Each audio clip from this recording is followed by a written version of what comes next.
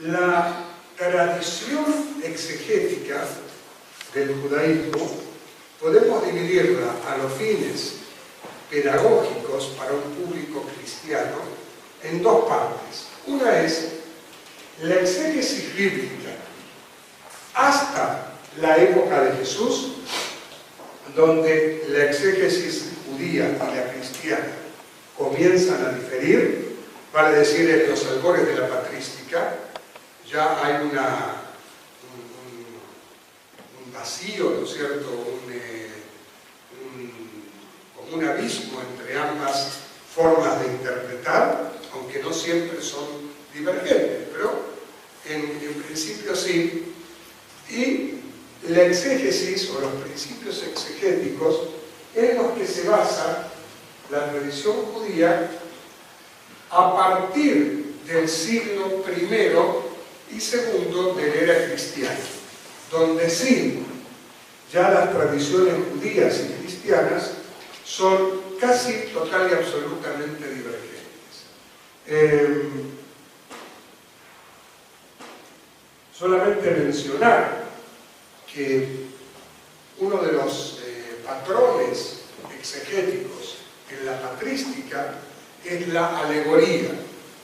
En cambio, en la tradición judía, la alegoría, es decir, el simbolismo, ocupa un lugar absolutamente secundario y hasta podemos decir marginal. Por ejemplo, cuando se interpreta Génesis 18, los tres hombres que vienen a visitar a Abraham para anunciarle el nacimiento de Isaac, la patrística, o sea, la exégesis cristiana, lo interpreta como una alegoría de la Trinidad, por eso son tres hombres. El judaísmo no ve en eso ninguna alegoría, ve simplemente una teofanía, para decir una manifestación de Dios, que necesariamente tenía que mostrarse como tres. ¿Por qué? Uno venía a avisarle a Abraham el nacimiento de Isaac. Otro venía a avisarle a Abraham la destrucción de Sodoma y Gomorra.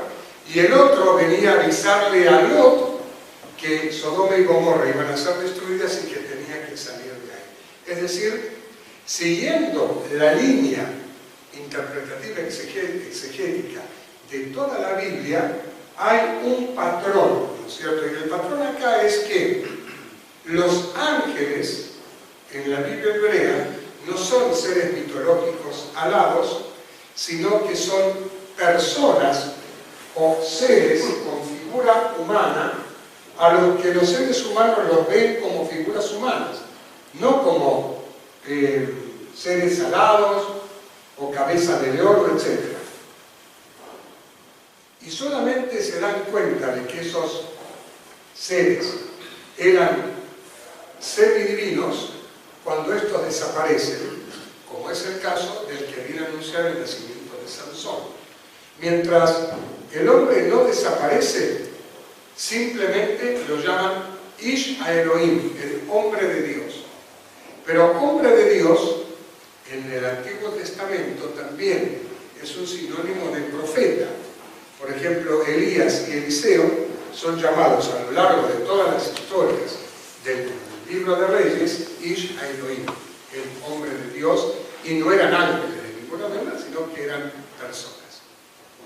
La primera manifestación de exégesis en la misma Biblia la encontramos en el texto mismo de la Biblia. Está en el texto, sí. Bueno, no importa, lo digo más o menos. Más o menos me acuerdo.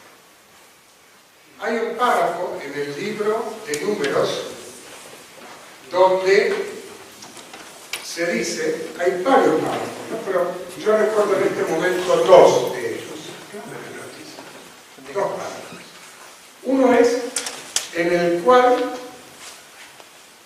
se encuentra una persona que está recolectando maderas en el día de descanso. Entonces,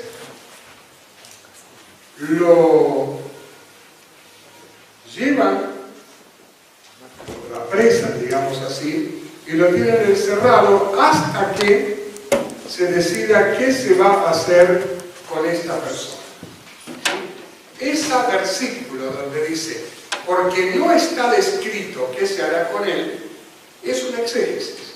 Es decir, hay una duda sobre qué acción tomar y se espera hasta que Dios mismo decida esa duda.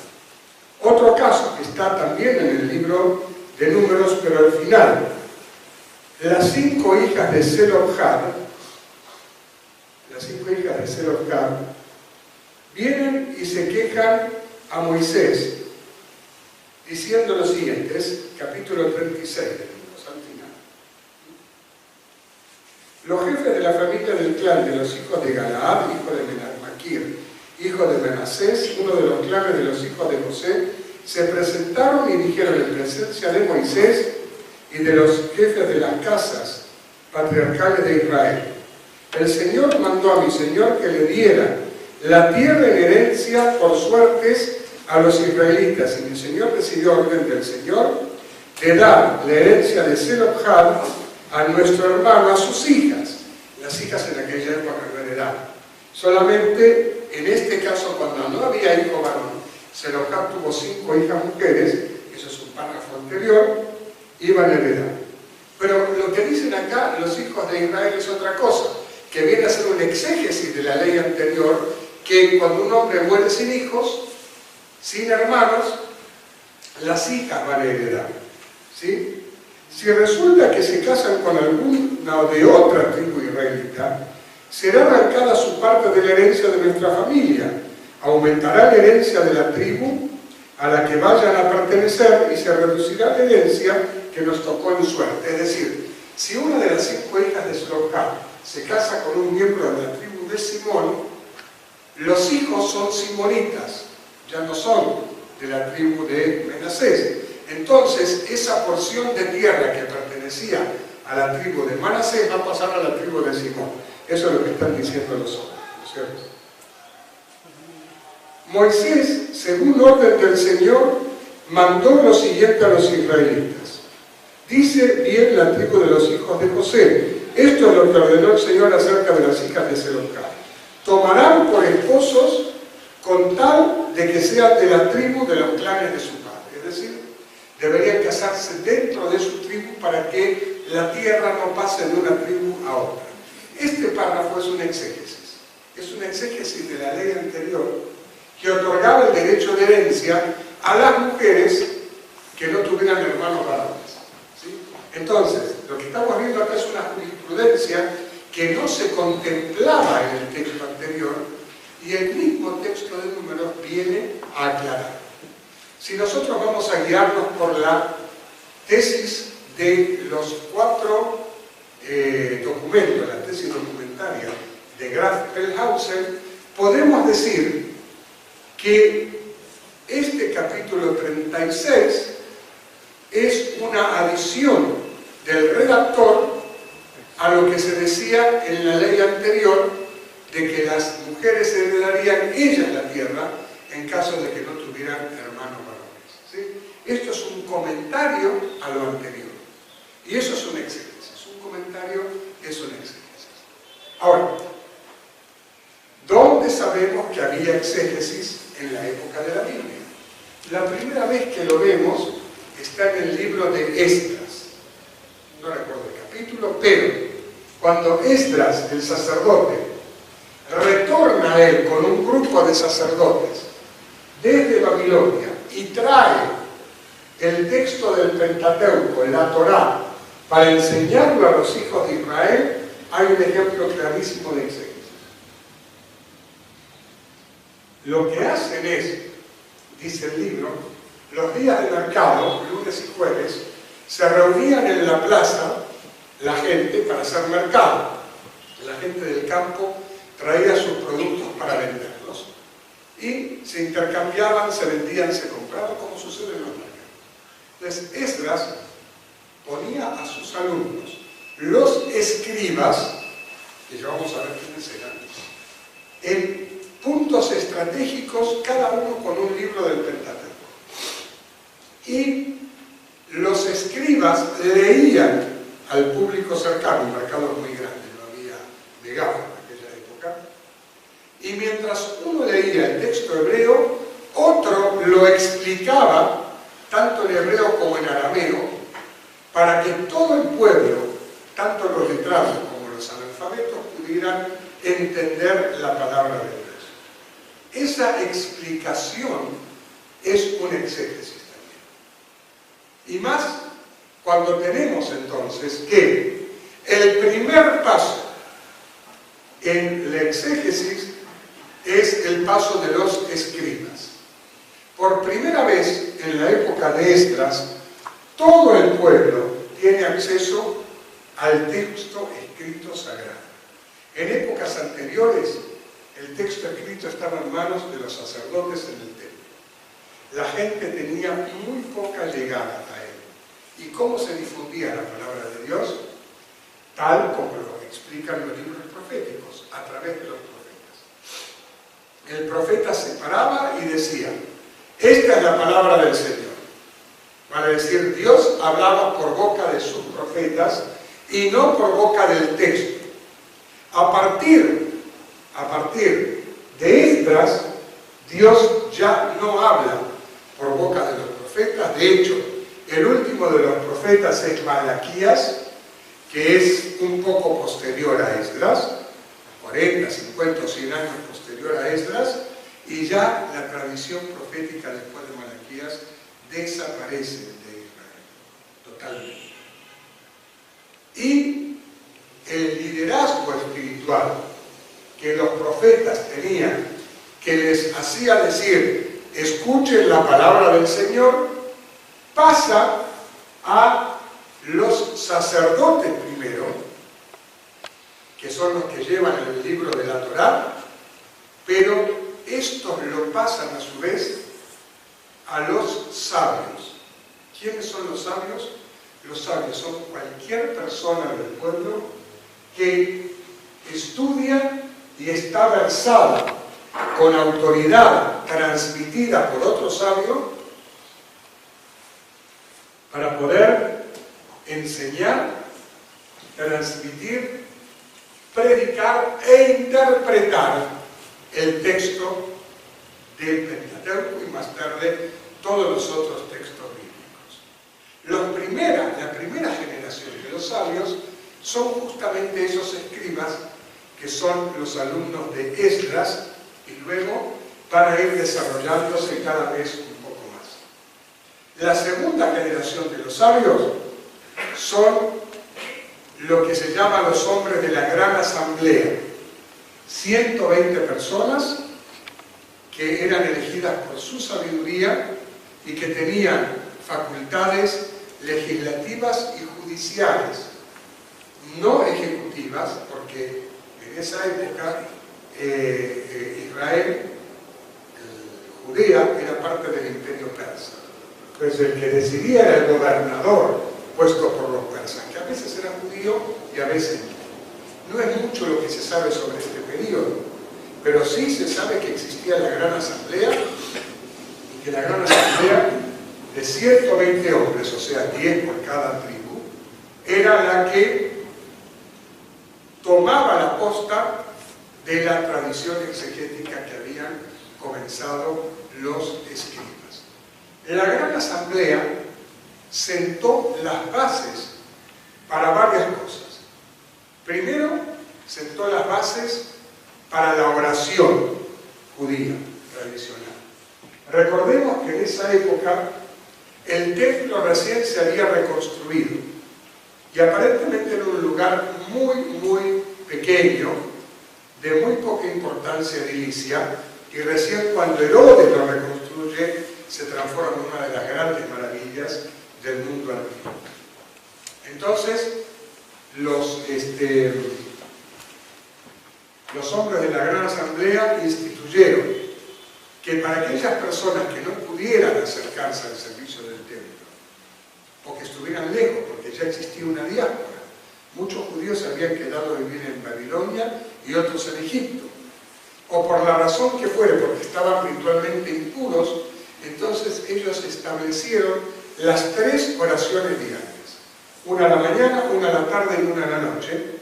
La de la mañana y la de la tarde en reemplazo del sacrificio diario de la mañana y del sacrificio diario de la tarde que se hacía en el templo, y la de la noche agregada posteriormente porque los sacerdotes y los levitas se quedaron haciendo guardia durante la noche. Entonces se establece una oración que es paralela a la guardia de los sacerdotes y los levitas adentro del templo. Para las oraciones no hace falta estar en el templo, no hace falta estar en estado de pureza, se pueden decir en cualquier lugar. Vale decir que con esto, los hombres de la Gran Asamblea crean la sinagoga.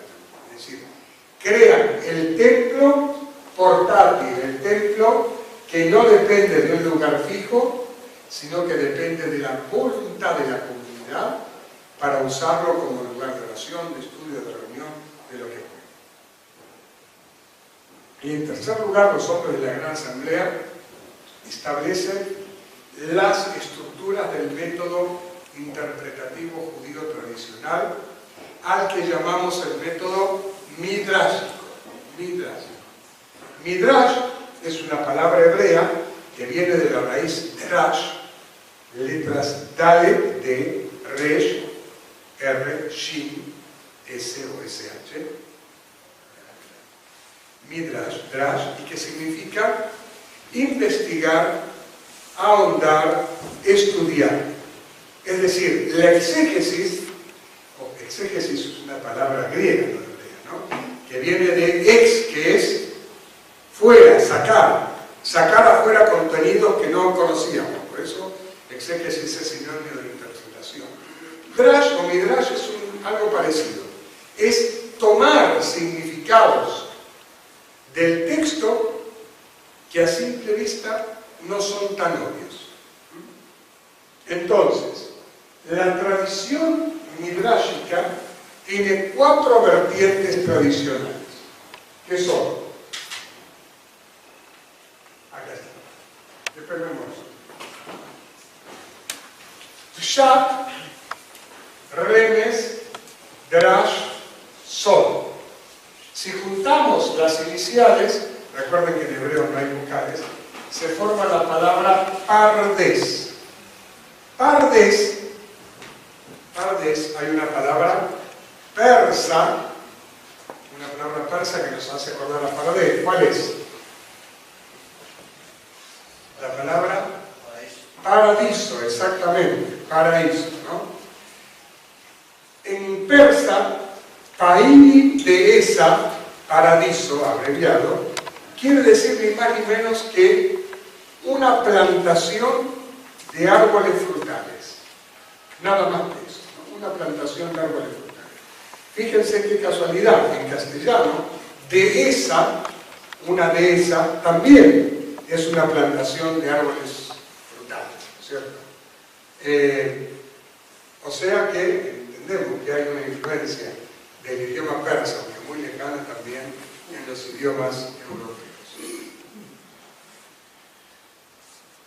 El Talmud, que después vamos a ver también algo acerca del Talmud, que es una de las consecuencias de la ramificación de la palabra interpretada de acuerdo al Drash, al método del Midrash, nos cuenta en un relato que hubo 4 sabios que entraron al Pardes. Y a través de este relato vamos a entender de qué se trata esto, ¿no? Estos 4 sabios se llamaban Ben Azai, Ben Zomá, Elisha Ben Abuya y el Rabí Akiva. El relato dice, los 4 entraron al Pardes, vale decir, los 4 entraron o tuvieron acceso al conocimiento absoluto de toda la interpretación posible de las Escrituras. Desde lo más obvio hasta lo más secreto. Desde lo que salta a la vista hasta aquello que está oculto tras 4 paredes y 7 candados en el texto bíblico. Ellos 4 lo pudieron ver y lo pudieron entender. ¿Cuál fue el resultado? Ben-Azai vio y murió. O sea, no pudo soportar la carga de entender todo el universo, ¿no? Ben-Zomá vio y enloqueció. Después falleció también. Elisha ben Abuya se transformó en Ajer, el otro. ¿Por qué? Porque dicen que se hizo pagano. Es decir, dejó de creer. Su mente se trastornó de manera tal que olvidó los principios del monoteísmo y se hizo pagano. Y Rabbi Akiva, que era el mayor de todos, el más sabio de todos, fue el único que dice el texto, entró en paz y salió en paz. Es decir, pudo pasar los métodos interpretativos a sus discípulos sin que su mente ni su entendimiento se viera alterado para nada.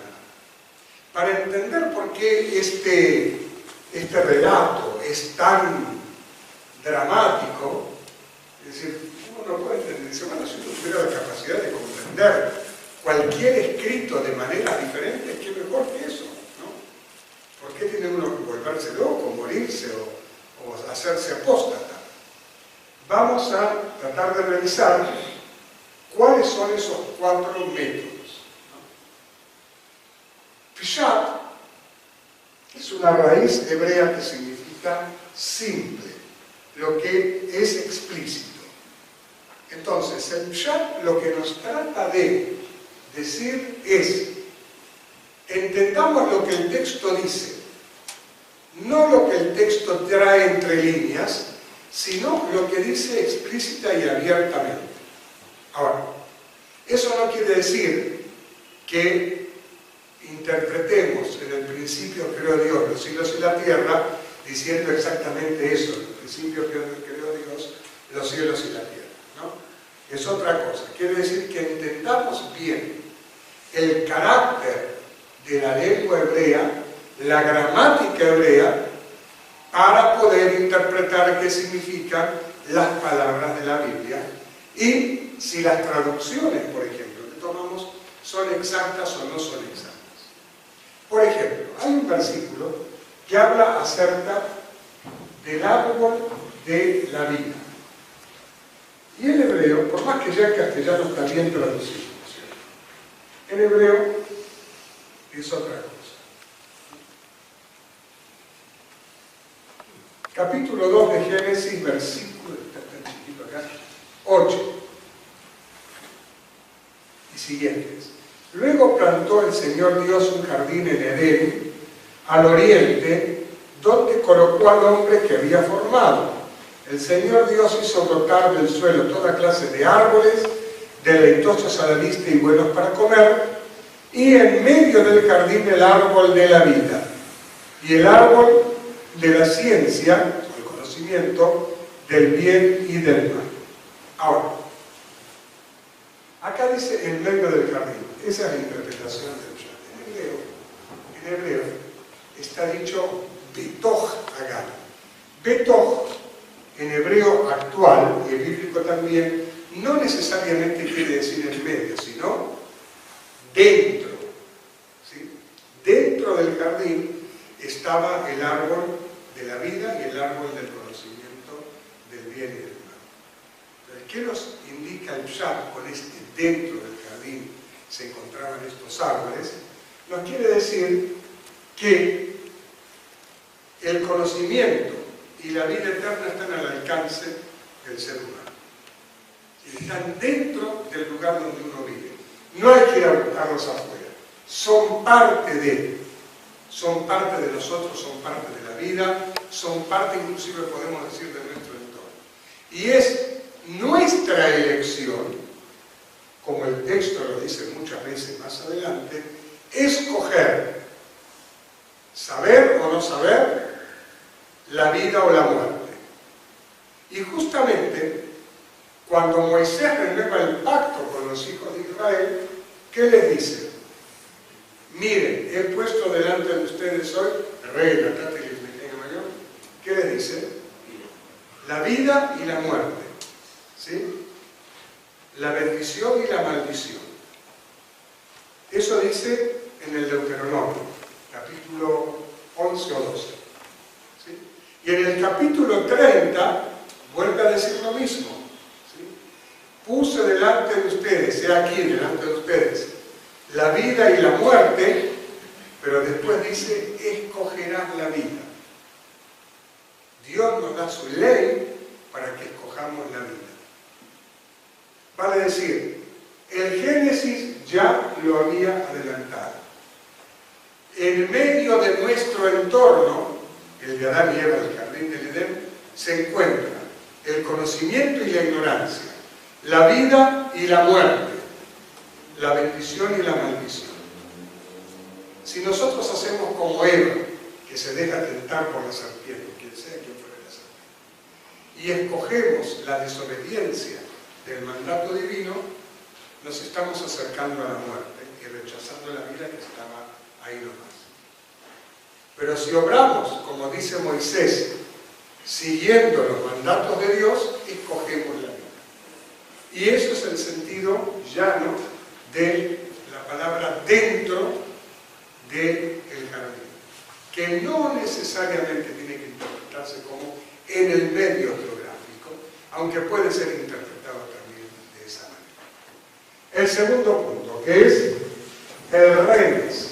La palabra remes en hebreo significa insinuar.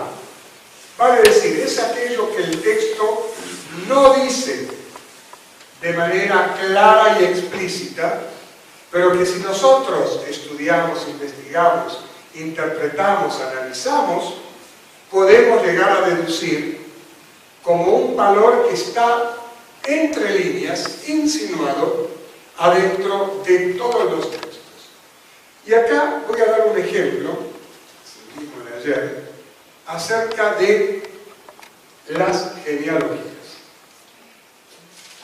Justamente decíamos, en otro ámbito, que si hay un género literario en el texto bíblico que mejor no meternos con él, son las genealogías. ¿Qué podemos aprender de un texto que nos dice Abraham engendró a Set cuando tenía 100 y pico de años y vivió después de engendrar a Set 800 años y fueron los años de la vida de Adán 130 años y engendró hijos e hijas? Y era Set de la edad de no sé cuántos años cuando engendró a Enoc y vivió después de engendrar a Enoc tantos años y tuvo hijos e hijas. Y fueron los años, y así 10 veces, con los 10 patriarcas antediluvianos. ¿Podemos aprender algo de esto? ¿O es solamente una enumeración de nombres, de cifras y de números? Bueno, hay muchas cosas que podemos aprender, pero da para un curso más o menos, no como el de ayer. Pero sin embargo, si nosotros prestamos atención no a toda la genealogía, sino a cómo comienza el capítulo 5, algo nos va a llamar la atención muy poderosamente. En toda la genealogía, como dijimos, comienza con estas son las generaciones de tal persona. El capítulo 5 no comienza, se dice este es el libro de la genealogía de Adán. El libro de la genealogía, o sea, como si fuera un libro aparte, un libro que alguien tomó de otro ámbito y lo metió en el Génesis. Como a lo largo también de toda la Biblia vamos a encontrar la existencia de varios libros que se han perdido. Por ejemplo, el Sefer Hayashar, el libro de la rectitud, está mencionado varias veces. El libro de las guerras del Señor, Sefer Milkamot Hashem, está mencionado y no sabemos nada. El libro de las crónicas de los reyes de Persia y de Media, en el libro de Esther aparece, ¿no? El libro de las crónicas de los reyes de Israel y Judá, está mencionado y aparece. Bueno, aparentemente había también un libro que se llamaba el libro de las generaciones de Adán. Pero tampoco eso es lo importante. Lo que quiero resaltar y donde está la insinuación es lo que viene después. Este es el libro de las generaciones de Adán, en el día que creó el Señor Dios al hombre, Adán, en la imagen de Dios lo creó. Y acá es lo que nosotros podemos sacar una interpretación que dé sentido a todo lo árido que viene en los versículos posteriores. Nombres y más nombres, números y más números. Esta diferencia, decir, en el día que creó el Señor Dios al hombre, en la imagen de Dios lo creó, es un remes, o sea, una insinuación, que puede contener varias otras si leemos el texto con perspicacia, entre líneas, es decir, no contentarnos con aquello que el texto explica de manera explícita, sino por aquello que el texto no dice, pero que nosotros podemos inferir. Primero, acá hay tres ejemplos. Se comienza con la frase, en el día que creó Dios al hombre, para decirnos algo. ¿Por qué en otras genealogías no aparece esa frase? Si algo es una de las reglas principales del método midrásico, es el siguiente. Si algo aparece en un versículo que es aparentemente superfluo, eso está ahí por algo. En hebreo se dice apasú comer tarshe. El versículo nos está pidiendo interprétenme. Es decir, no es un texto vacío, vacuo, sin sentido, sino que está puesto ahí para que lo interpretemos. Entonces, la frase en el día que Dios creó al hombre nos dice que toda la humanidad proviene de Adán y Eva, de la misma pareja inicial. Pero no solamente esto, porque pudo haber una misma pareja inicial humana, por ejemplo Lucy, la pithecanthropa, alguien descendiente del mono, lo que sea, ¿no es cierto? Pero lo que es importante acá es a imagen de Dios creó al hombre. Es decir, no fue algo al azar, no fue una cuestión simplemente porque se dio, por casualidad genética, sino con un significado profundo donde Dios está implicado en ese significado profundo. Y uno de los significados de que Dios creó al hombre en su imagen es que provenimos de una misma pareja humana, por lo tanto toda la humanidad está hermanada. Nos podemos pelear con los hermanos, nos podemos distanciar, podemos tener diferencias, pero al fin y al cabo somos hermanos, somos la misma sangre. El género humano, nos dice este versículo, somos la misma sangre, lo aceptemos o no lo aceptemos. Para Dios somos la misma sangre porque Él nos creó a la imagen de Dios. Así lo creó Adán. Segundo, se comienza con la frase del día que creó Dios al hombre para decirnos que toda la humanidad proviene de esa pareja inicial. Tercero, las genealogías nos dicen algo muy importante. Cuando aparece Dios implicado en la creación del hombre, que Dios está presente en la historia humana y que nuestra relación con Dios, la relación Dios-seres humanos, no es una relación que se dé a través de los fenómenos naturales, como los pueblos paganos. Nosotros no adoramos a la lluvia, ni adoramos a las nubes, ni a los ríos, ni al mar.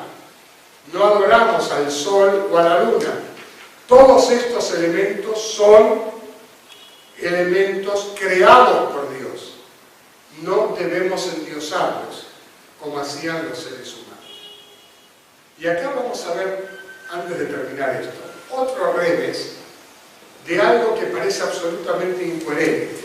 Cuando los cientificistas leen Génesis 1, dicen el que escribió esto no tiene ninguna idea, esto no puede ser de inspiración superior, porque hay errores que son garrafales, como saltan a la vista.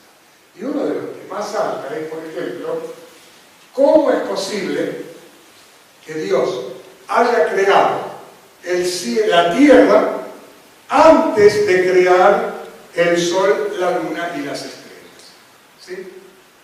¿Qué días son creados los cielos y la tierra? ¿Qué día de la creación?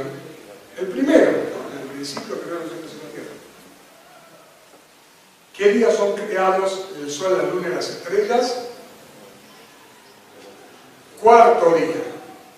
Entonces, inclusive dice la gente cientificista, ¿no es cierto?, materialista, lo digo en el sentido peyorativo, o sea, la gente que cree en un mundo que es pura materia y no espíritu, ¿no? Que es una orientación filosófica criticable, pero válida también. Ellos dicen, hasta los más primitivos entre los antiguos sabían que el sol es anterior a la tierra, y así lo expresaban. Podían pensar que es el sol el que gira alrededor de la tierra, pero sabían que el sol era anterior y que es mucho más grande que la tierra. Entonces, cuando la Biblia viene y nos dice, la tierra fue creada el primer día y el sol y la luna y las estrellas el cuarto día, es un absurdo que no tiene ninguna base ni en la ciencia, ni tampoco tiene una base en la vivencia, la experiencia diaria. Muy bien. Usando el revés le podemos responder algo que creo que es perfectamente lógico. Si nosotros entendemos el Génesis 1 como un libro de ciencia, por supuesto que esta crítica es totalmente viable y aceptable. Si nosotros entendemos que el Génesis viene a destruir las teorías, las leyes de Newton o la ley de relatividad de Einstein, es perfectamente aceptable. Pero si nosotros entendemos algo más allá de esto que es aparente, vamos a ver que es absolutamente lógico y justificado poner la creación del sol y la luna después de la creación de la tierra. Porque el objetivo del autor del Génesis no era enseñar a sus lectores cómo Dios creó la tierra, el universo, el sol y las estrellas. El objetivo era decirle una sola cosa: Dios creó todo.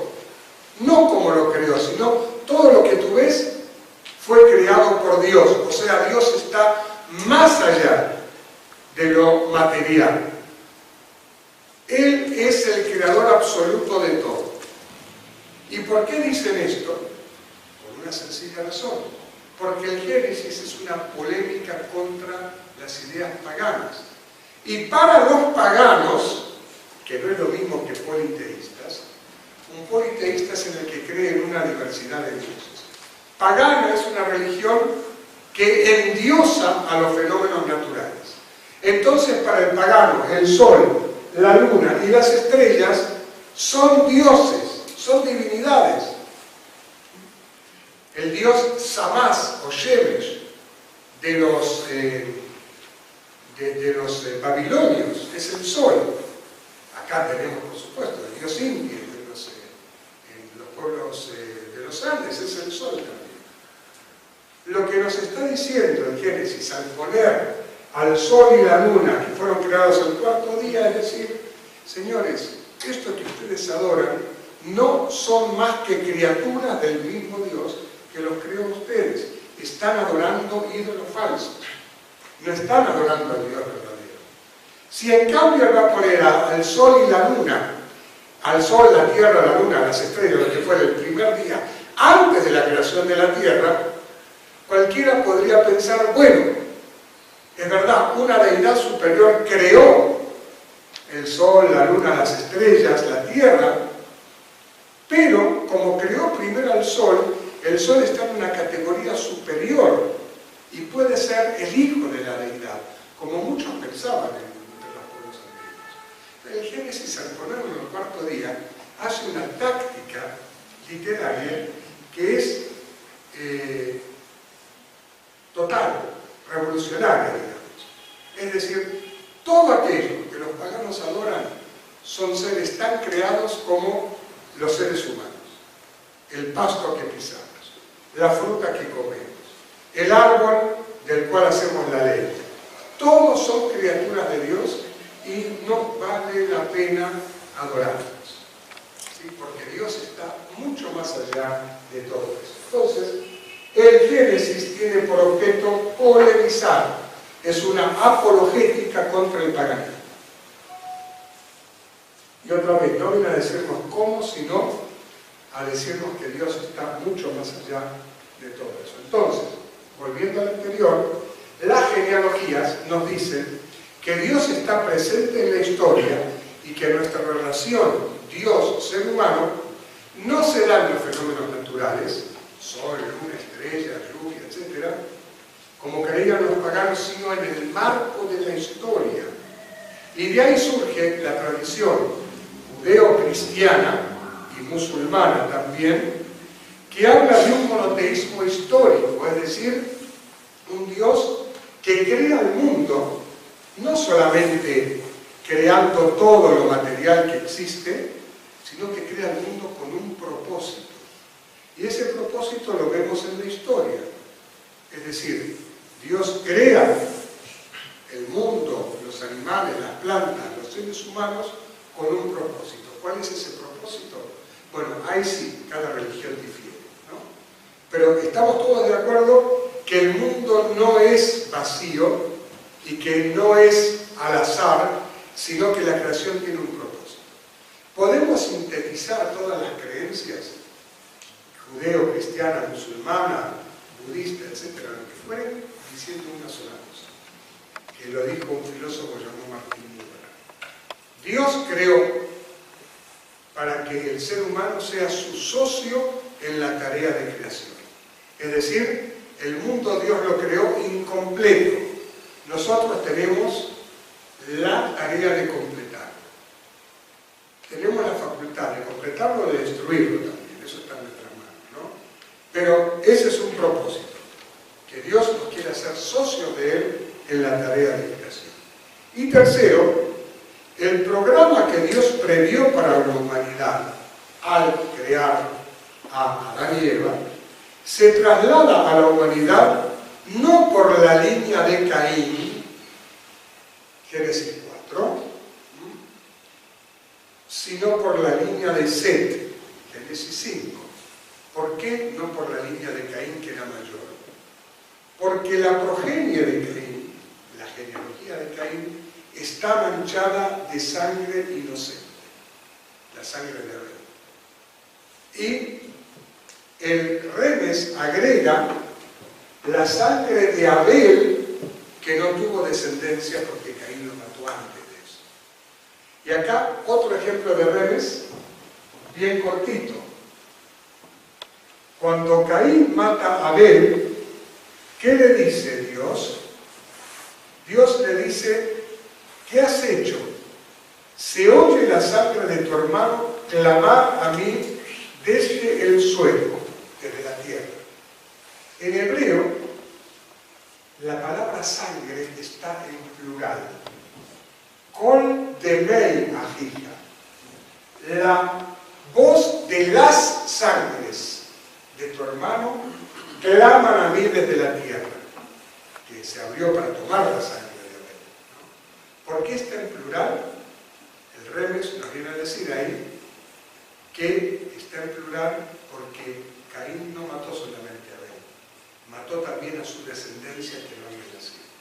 Es decir, mató la posibilidad, la potencialidad de que hubiera una descendencia de Abel. Por eso la descendencia de Caín estuvo manchada de sangre inocente y tuvo que desaparecer en el diluvio. No pudo llegar a ser posteridad por eso. Entonces Dios nos quiere decir algo ahí, ¿no es cierto? Nos quiere decir: tú tienes la posibilidad de hacer el bien o el mal, como Dios le dice a Caín, ¿no? si vas a obrar bien, vas a ser aceptado. Y si no vas a obrar bien, el pecado está agazapado a tu puerta. Tú puedes vencerlo, pero él te va a tentar, ¿no? Caín eligió someterse al pecado, someterse a la falta, y mató a su hermano, y por lo tanto su descendencia quedó trunca.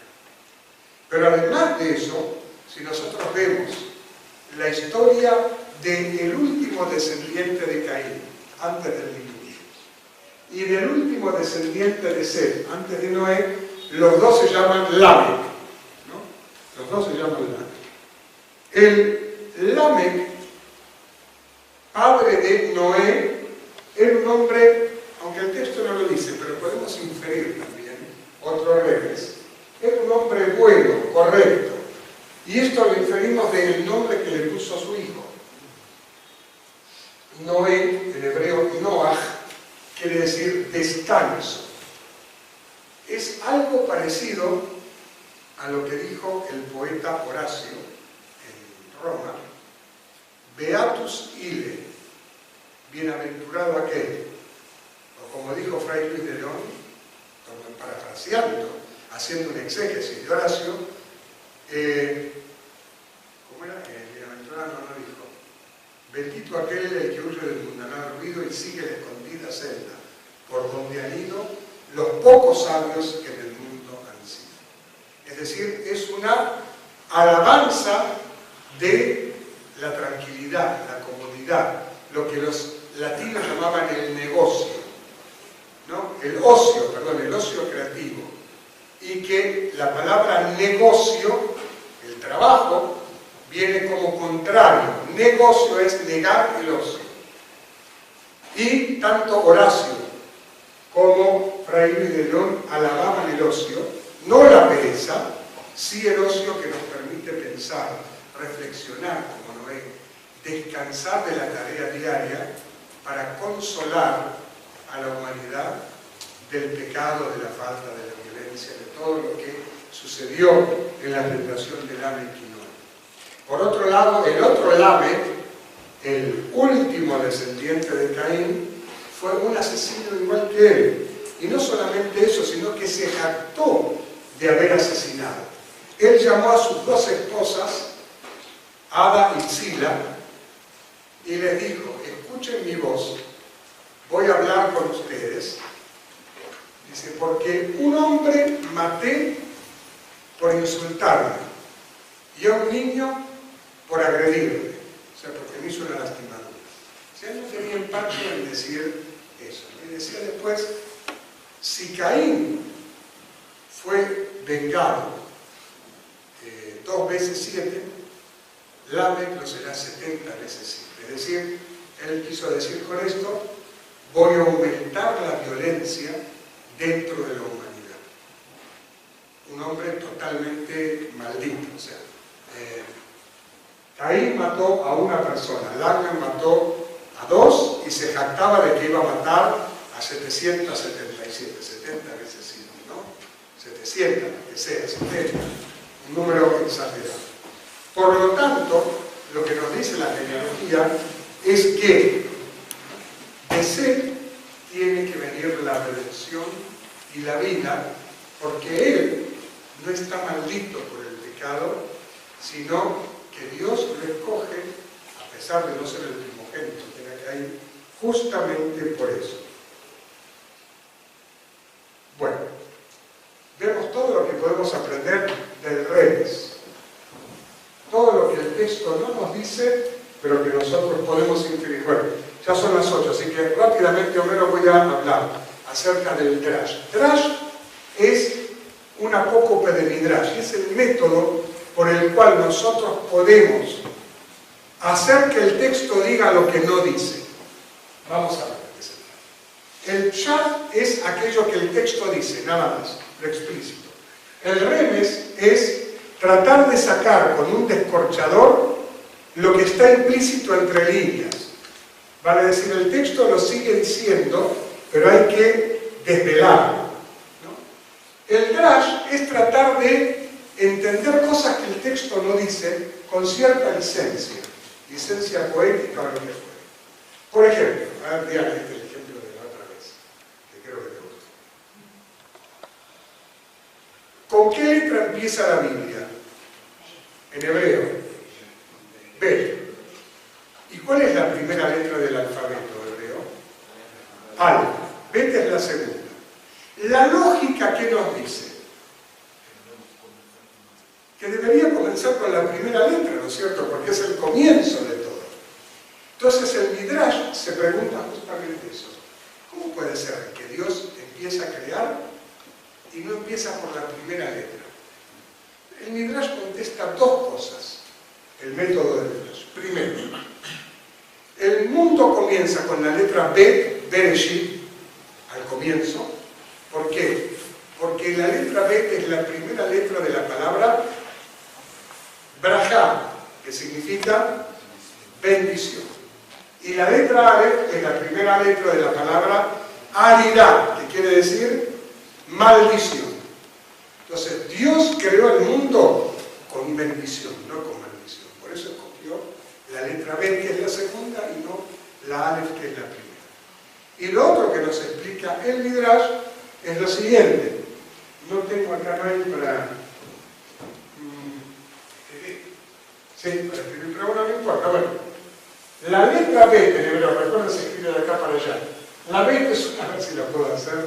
No. Una sombra china. Ahí está. La letra Bet, olvídense de los dedos de arriba. Tiene más o menos esta forma, así. Ahí. Más o menos, ¿no? Entonces, lo que dice el Midrash es lo siguiente. La letra Bet está cubierta y cerrada hacia arriba, atrás y abajo, y abierta hacia adelante. Con esto, el texto nos quiere decir, no te preguntes qué hubo antes de la creación, no te preguntes qué hay arriba, es decir, no quieras ser como Dios, no te preguntes qué hay abajo, no quieras descender a los infiernos, a la podredumbre, y siempre mira para adelante, anda para adelante. Es decir, otra vez, también aquí está implícito el factor de la historia.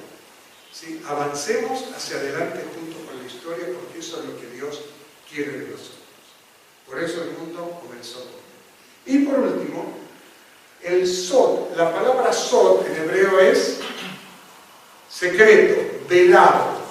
Para decir, el Sod sería todas aquellas interpretaciones, no solamente que no están en el texto, ni explícitas ni implícitas, ni que no la podemos sacar con tirabuzón, sino que podemos inventar cosas totalmente diferentes y distintas a lo que dice el texto y crear así una interpretación absolutamente descabellada, inclusive.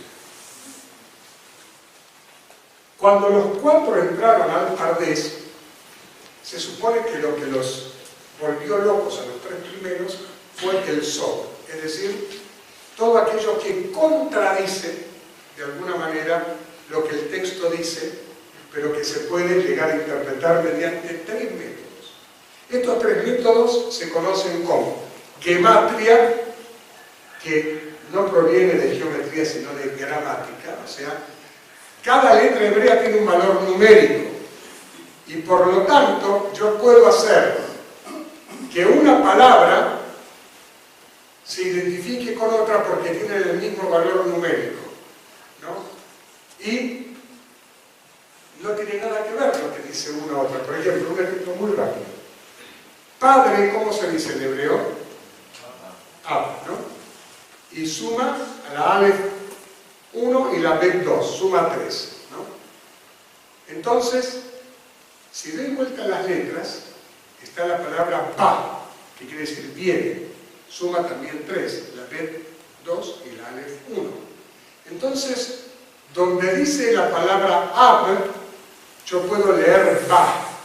Vale decir, no es que va a ser padre, sino que vino. El texto no dice nada que vino, pero yo puedo, mediante ese método, trastocar. El segundo método del Sod se llama Temurá.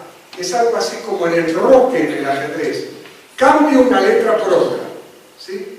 Entonces, donde dice no sé, conflagración, yo puedo leer flagración, con, y separar las palabras, o sea, algo que es totalmente descabellado y cambia totalmente el sentido del texto. Y el tercer método se llama notoricón, que significa sigla. Es lo mismo que un acróstico. No leo lo que está escrito, sino que leo el sentido vertical. Tomo la primera letra de un versículo, de cada palabra del versículo, y hago una palabra con esas letras que he sacado de ahí. Como por ejemplo Pardes acá, ¿no es cierto? Un ejemplo muy rápido. En Números capítulo 11 hay una historia donde Moisés le pide a Dios que lo ayude a llevar la carga del pueblo porque es demasiado. Entonces Dios le dice, bueno, agarra 70 hombres, ponlos frente a ti y yo voy a tomar parte de tu espíritu y lo voy a trasladar a ellos para que te ayuden. Y en un momento dado dice que dos de estos hombres, Eldad y Meidad, profetizaron en el campamento. La palabra profetizaban en hebreo es mitnabim. Y hay dos reacciones a esta profecía de estos dos sujetos. La reacción de Josué, que dice, Moisés, aprésalos, o sea, sácalos del medio, están haciendo una barbaridad. Y la reacción de Moisés, que dice, ojalá todo el pueblo fuera profeta. Entonces, ¿por qué esta disparidad? ¿Qué problema tenía Josué en que dos personas profetizaran? Si eso es lo que Moisés quería. El notoricón dice, no hay que leer mitnabim, sino separar en dos palabras. Met-nebim, que mueran los profetas. ¿Quiénes eran los profetas que había en esa época, antes de que sobre ellos se posara el Espíritu de Dios? Moisés, Aarón y Miriam. Nadie más. Para decir, es como que ellos decían que mueran Moisés, Aarón y Miriam y nosotros vamos a tomar el liderazgo. Era un liderazgo negativo que Moisés estaba tan agobiado que no pudo ver y Josué lo vio y por eso les dijo encarcelados. El texto no dice absolutamente nada que estos dos hombres decían que mueran los profetas, pero mediante este método se puede hacer así. Bueno, no quiero abusar más, primero lo dejamos acá y en alguna otra ocasión seguiríamos con algunas otras derivaciones del exégesis y bueno, quedan algunas cosas.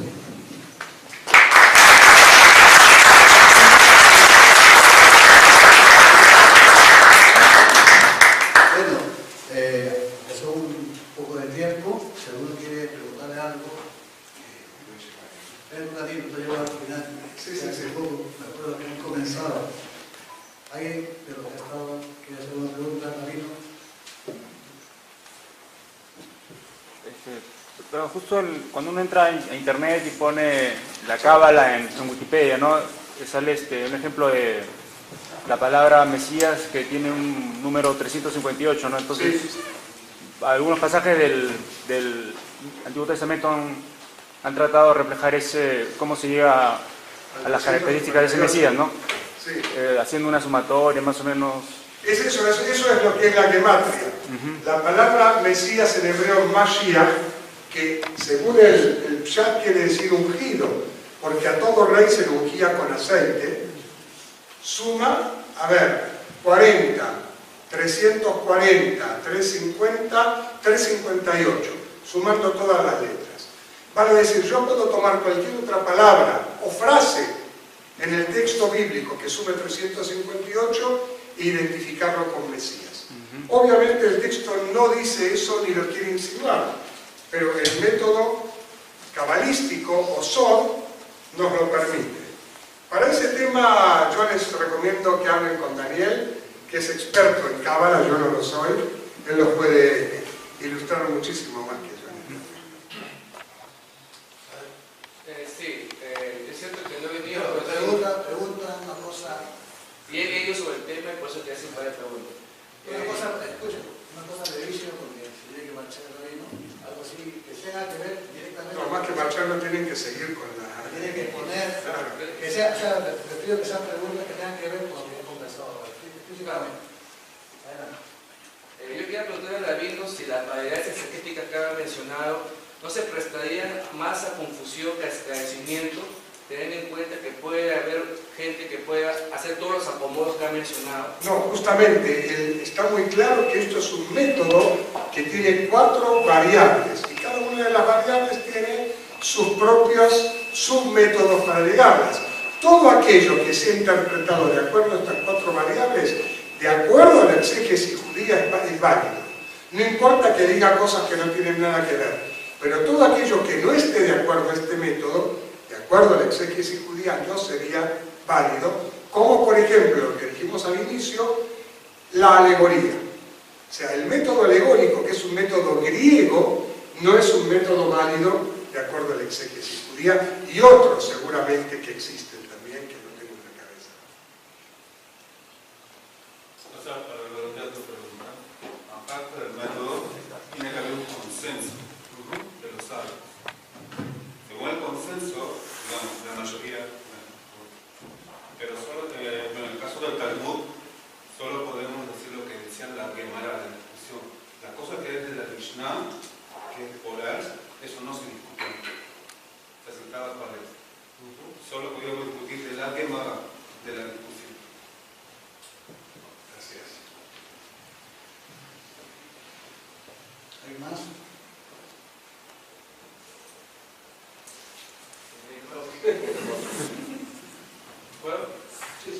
¿Cuál es la gematría de Yeshua o Yeshua? La gematria, depende cómo lo pronuncie. Si es Yeshu, es 10, 300 son 310, 320, porque la Yud es 10, 320. Si es Yeshua, es 70 más, 390. Ahora, si es Yehoshua, como el nombre de Josué, que era el nombre auténtico de Jesús, ya ahí suma 6 y 5, 11 más. ¿Sí? O sea que no hay una... Depende cómo está escrito y en qué contexto está escrito. Por otro lado, el nombre de Jesús nunca no aparece escrito en hebreo en los evangelios originales, sino directamente en griego. Por lo tanto, no se presta una gematria. Se puede prestar una gematria en griego, ¿por qué no? Puede haber. De hecho, hubo una cábala cristiana que fue desarrollada en el siglo XVII en Alemania por un señor Rauschning,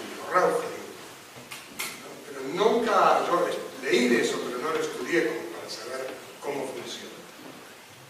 Bueno, un aplauso. Sino que son personas o seres con figura humana, a los que los seres humanos los ven como figuras humanas, no como seres alados o cabeza de león, etc. Y solamente se dan cuenta de que esos seres eran semidivinos cuando estos desaparecen, como es el caso del que viene a anunciar el nacimiento de Sansón. Mientras el hombre no desaparece, simplemente lo llaman Ish Elohim, el hombre de Dios. Pero hombre de Dios, en el Antiguo Testamento también es un sinónimo de profeta. Por ejemplo, Elías y Eliseo son llamados a lo largo de todas las historias del libro de Reyes, Ish Elohim, el hombre de Dios, y no eran ángeles de ninguna manera, sino que eran personas. La primera manifestación de exégesis en la misma Biblia la encontramos en el texto mismo de la Biblia. Está en el texto, sí. Bueno, no importa, lo digo más o menos. Más o menos.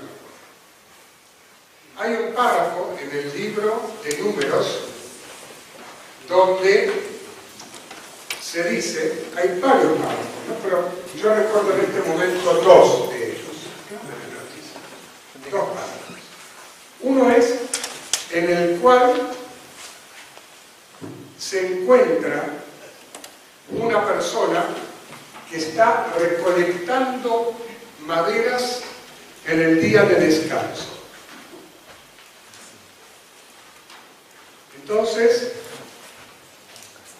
lo llevan, lo apresan, digamos así, y lo tienen encerrado hasta que se decida qué se va a hacer con esta persona. Ese versículo donde dice, porque no está descrito qué se hará con él, es un exégesis. Es decir, hay una duda sobre qué acción tomar y se espera hasta que Dios mismo decida esa duda. Otro caso que está también en el libro de Números, pero al final, las 5 hijas de Zelofhad, vienen y se quejan a Moisés diciendo lo siguiente, es capítulo 36 del libro, al final. Los jefes de la familia del clan de los hijos de Galaad, la tradición exegética del judaísmo, podemos dividirla a los fines pedagógicos para un público cristiano en dos partes. Una es la exégesis bíblica hasta la época de Jesús, donde la exégesis judía y la cristiana comienzan a diferir, vale decir, en los albores de la patrística, ya hay un vacío, ¿no es cierto?, un abismo entre ambas formas de interpretar, aunque no siempre son divergentes, pero en principio sí. Y la exégesis o los principios exegéticos en los que se basa la tradición judía a partir del siglo I y II de la era cristiana, donde sí, ya las tradiciones judías y cristianas son casi total y absolutamente divergentes.